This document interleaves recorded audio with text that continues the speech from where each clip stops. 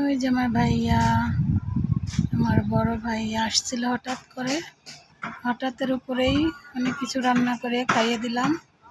এদিকে আসছিল, কিসের কাজে আসছিল, তাই বাসায় আসছিল দেখা করতে।